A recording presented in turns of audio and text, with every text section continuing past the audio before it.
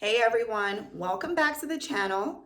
Today's topic is going to be discussing about hypertension, high blood pressure, and how you can reverse that health condition. It is a reversible health condition with lifestyle modifications, okay? So typically the blood pressure that's been considered to be a normal blood pressure has been 120/80. According to the Joint National Committee, you're considered to have high blood pressure if your blood pressure is 140/90 or higher consistently, okay?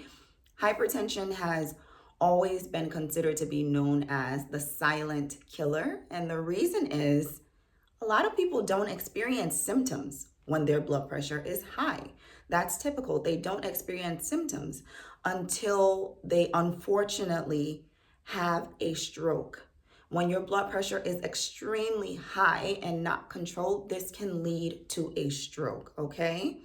So some tips that I'm going to equip you with that will help lower your blood pressure and hopefully help to reverse it. And if you're on medications, help your primary provider to be able to decrease some of those medications or even stop them, all right? So tip number one, it all starts with what you're eating, guys, okay? What you nourish your body with is like 90% of reversing hypertension, okay? You want to make sure that you are not indulging in foods that are high in sodium, okay? According to the American Heart Association, you really should be intaking a sodium level of, let's say, 1,500 milligrams in a 24-hour period. Nothing more than that, especially if you have hypertension. So the next tip is read those food labels. You want to be looking at your food labels because you want to be zoning in on the sodium content on those labels, all right?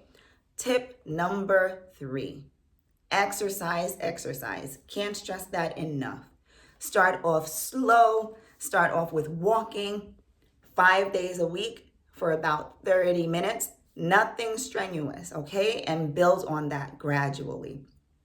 You definitely want to make sure that you are incorporating other things when you're cooking, things that can help you decrease the sodium content, the salt content that you're using. Some go-to methods that I've used in my own home is using fresh herbs to give food flavor, right? I always go to cilantro, parsley, I use thyme. You can make homemade marinades with these herbs and you can season your meats. You can even season your sauces and soups, whatever you're cooking with at home. It gives it that extra flavor that you don't feel like you need to add salt.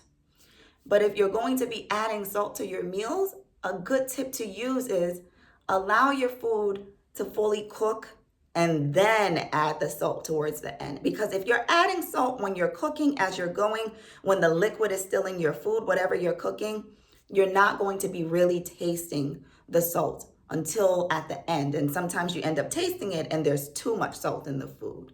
All right. So if you found these tips to be helpful, definitely like this video. Definitely subscribe to the channel. Don't forget to hit the bell notification to stay up to date with any new content that I put out. And if you need one-on-one health coaching support with weight loss, you can always visit my website. You can always send me a direct message and we can schedule a one-on-one free mini coaching consultation for you. I'm definitely looking forward to connecting with you all again.